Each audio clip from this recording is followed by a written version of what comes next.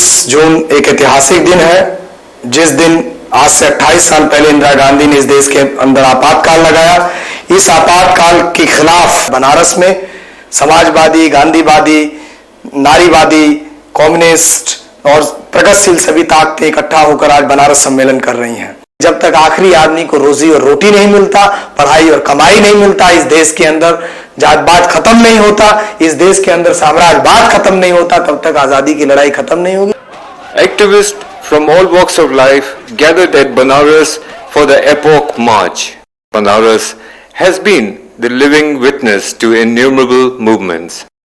Benares is one of the oldest living cities of the world. It is located on the banks of the holy river Ganga. This is also called the cultural capital of India. Perhaps it is, not because it is the center of Hindu faith or Brahminism, but because it is a center of secularism. Because it is in this city that Lord Buddha preached his first sermon, he gathered his first disciples. He built his first monastery. Benares is a city of music, art, crafts, and nurtured and nourished by Hindus and Muslims. Here we have on one hand the world-renowned tableist Pandit Kishan Maharaj, and on the other side you have Ustad Bismillah Khan, well known for his Shahnai playing. Benares city was the home of Sant Kabir Das and Sant Ravi Das, who wrote beautiful poetry in favor of communal harmony and secularism and strongly opposing communal forces and imperialism. This city gave birth to Prem Chand, the world-renowned storyteller, who through his novels and short stories, innumerable short stories, wrote in favor of the marginalized, the oppressed, the Dalits, and in favor of pluralism in social thinking. The right-thinking people of this city, the artists, poets, dramatists, intellectuals, secularists, professors, and socialists have come together to oppose the Brahminical and communal forces and the forces of globalization, imperialism, and fascist communalism, and also to promote people's livelihood, people's democracy, and people's basic human rights. All the secular forces of Varanasi have decided to come together in Bharat Mata Mandir.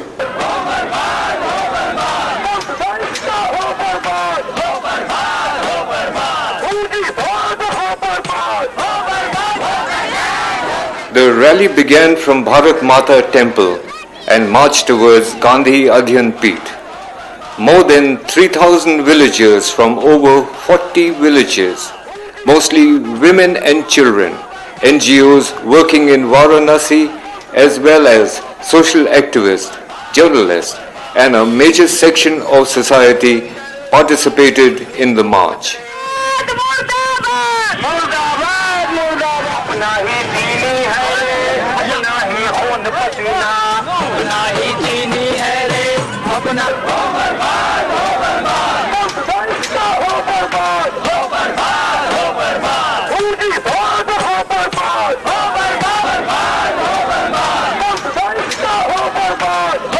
सम्मेलन में Kaimur range के बुद्धि से, नौगढ़ से, घोरावल से, चुनार से, जंगल में रहने वाले आदिवासी और जो मजदूर हैं वो आए हैं अपनी लड़ाई में।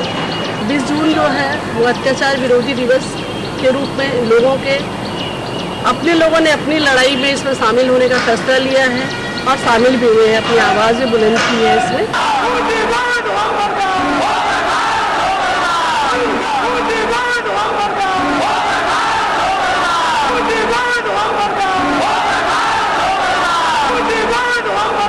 The convention began with the Panchnad, a befitting classical recital by Mumtaz on Shehnai, Pandit Prabhash Maharaj on tabla and Pandit Vikas Maharaj on sarod.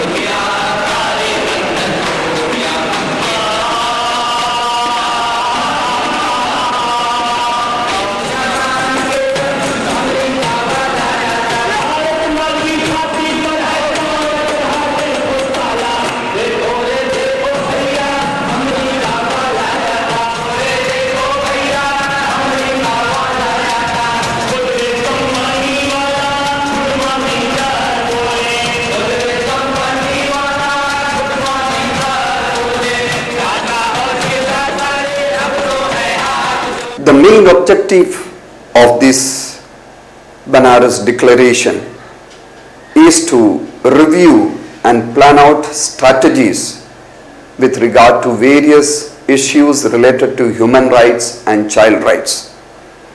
Also, to work out an action plan for the coming 2 years. It also envisages organizing the various cultural organizations and cultural fronts of the state so as to strengthen the cultural front to oppose communalist fascism and imperialism.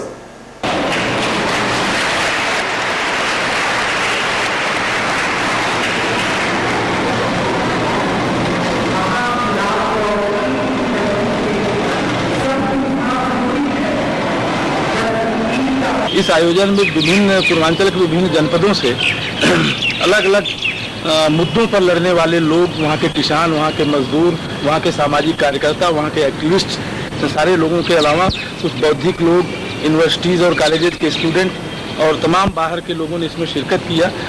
सीधा आजीविका का और रोजगार का बहुत बड़ा सवाल यहाँ पर पूरे पूर्वांचल के क्षेत्रों में या यूँ कहा जाए पूरे राष्ट्र स्तर पर खड़ा है और इन सब सारी समस्याओं को दृष्टिगत रख करके विभिन्न तरह के जो आंदोलन या संघर्ष चल रहे हैं उन सारे संघर्षों को एक जगह पर लाने की कोशिश की गई है। इधर दिखाइए।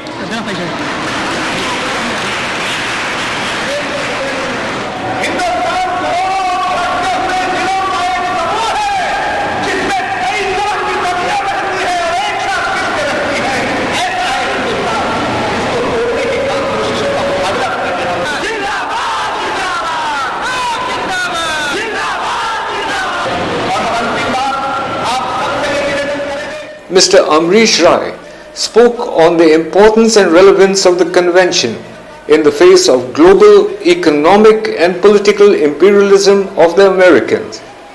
Citing the example of the policies of WTO and the attack on Iraq, he asked the people to place their total moral and physical strength behind the convention.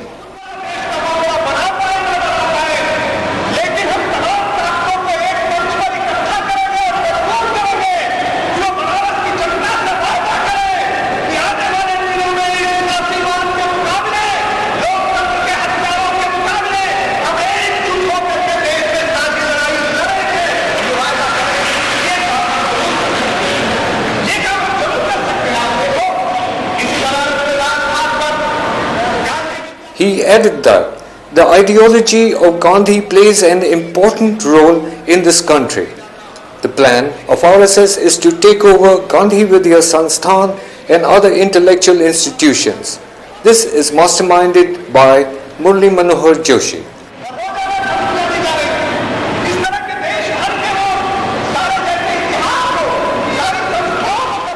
After Amrish Rai's forceful speech on the hidden agenda of the BJP government, Sandeep Pandey, recipient of the Magsaysay Award, voiced his support for the convention.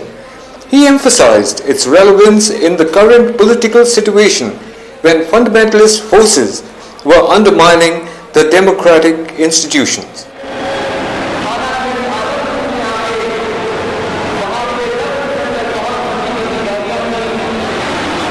He referred to the conflict in Rajghat, where he, along with several other like-minded NGOs, were on an indefinite strike protesting against the communal forces attempting to capture the Gandhian Institute of Studies.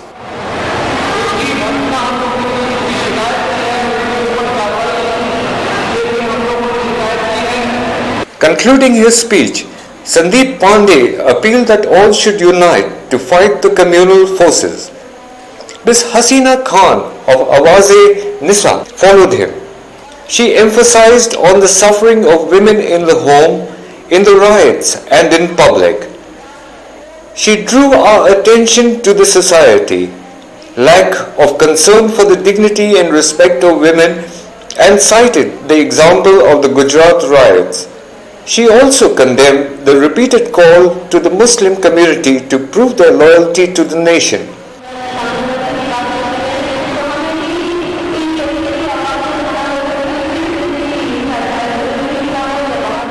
After her strong protest to the rampant domestic violence, Mr. Kamal Bharati the renowned Dalit writer, spoke next. He drew the people's attention to the attempt to involve the Dalit in the Ayodhya temple mosque issue. He said that this controversy had no relevance to the community and was merely an attempt to divert the attention and weaken the movement. He also claimed that the fundamental forces are involving the Dalit in fighting the cause of Hindu fundamentalism and thereby undermining the cause of his people. He also told the people not to have any involvement in the Ayodhya issue.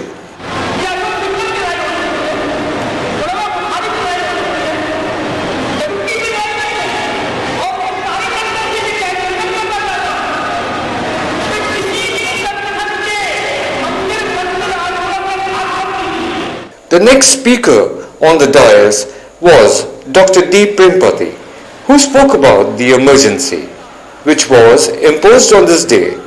He reminded them of the suffering of the people at the hands of the corrupt police and in the absence of democratic institutions such as free press. He asked them to recall those terrible days and warned them that unless we stop this fundamentalism, we will have to suffer another emergency.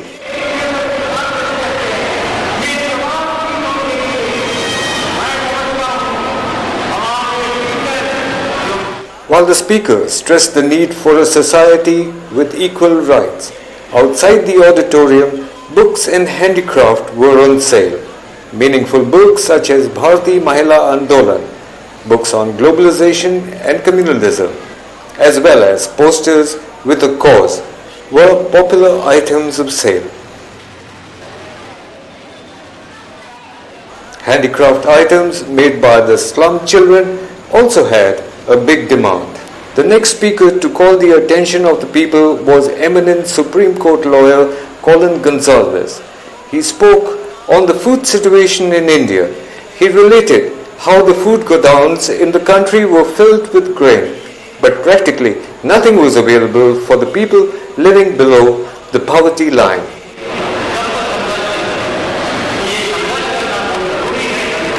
The next speaker was Vidyabhushan Rawat.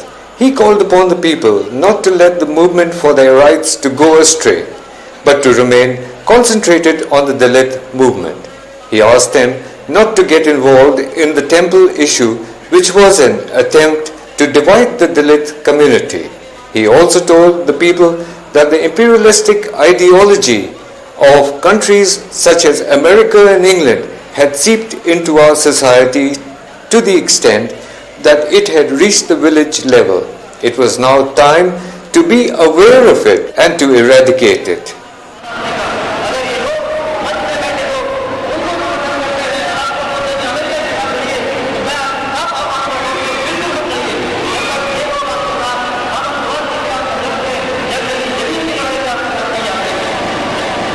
This Benares Declaration, organized by People's Vigilance Committee for Human Rights, is supported and assisted by Sacha Sanskriti Manch, a common united front of Varanasi, which is advocating united culture in diversity, and which is also supported by various international well-known people like Nobel laureates like Jimmy Carter, Archbishop Desmond Tutu, Amartya Sen, and the famous writer Dominic Lapierre, and UN Human Rights Commission, British Communist Party, and various well-known artists and cultural activists from within the country like Shabana Azmi, Javed Akhtar, Nandita Das, and people of different socialist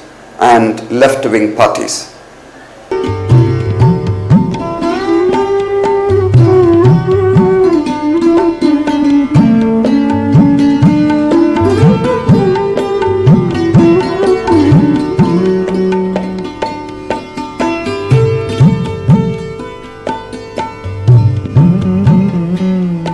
The Benares Declaration was unanimously greeted by intellectuals, activists in India and abroad.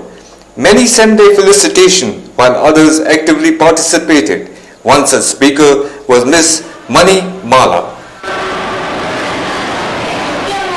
Miss Mani Mala, a leading women's rights activist, told the audience that the struggle of the Dalit and women were the same.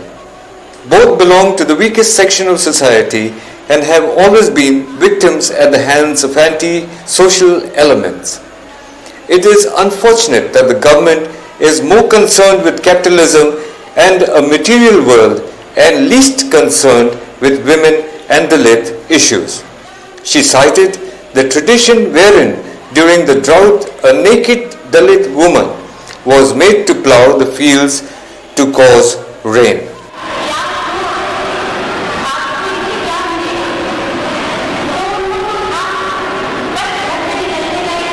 Speaking in context to people's rights, the next speaker after Miss Mani Mala was Indu Prakash, an activist involved in a unique project, the Right to Shelter. Prakash called on the government not to shirk the responsibility to provide shelter to the homeless.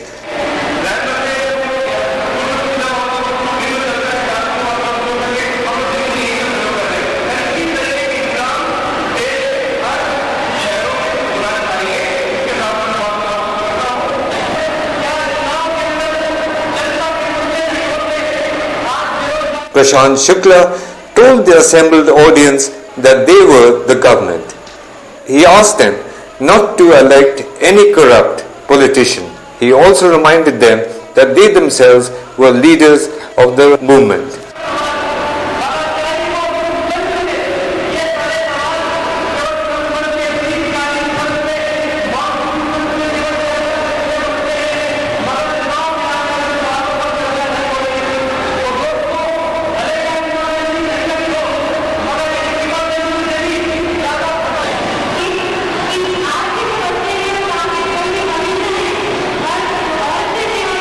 Taking up the cause of women's rights was the next speaker, Ms. Mamta Dash of CRY, a voluntary organization involved in the support of children. Ms. Dash fully supported the convention and declaration and was much impressed by the presence of so many women at the meeting.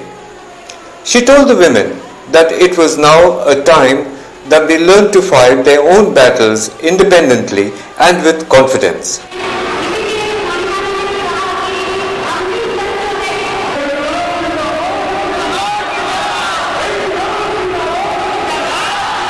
After the speech of Ms. Dash, the people united to raise their sentiments in a unanimous voice, welcoming the presidential address to the convention by Mr. Samit Chopra, National General Secretary of Khet Mazdoor Union and senior CPIM leader.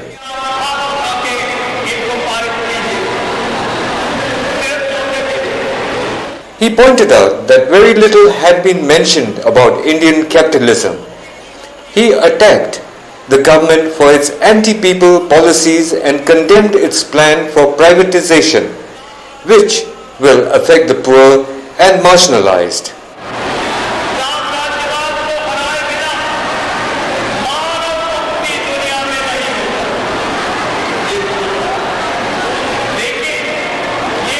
He also pointed out that almost 60% of our farmers own less than 1 hectare of land. A corrupt government was neglecting the masses.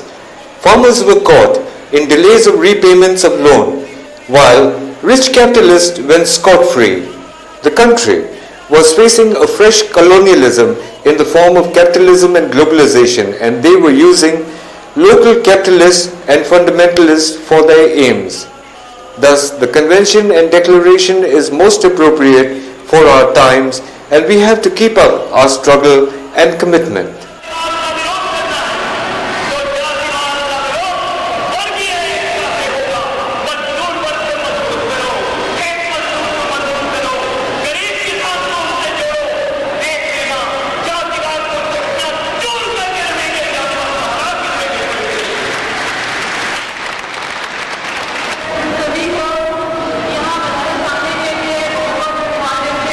At the end of the convention, organizers thanked the audience for their active participation and hoped that the struggle for personal rights would continue till freedom was achieved.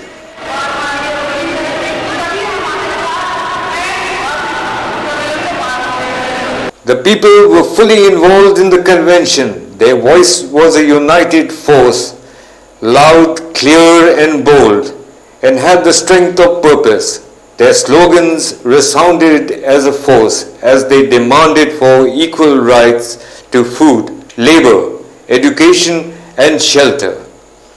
One could feel the impact of a force and meaning for the future.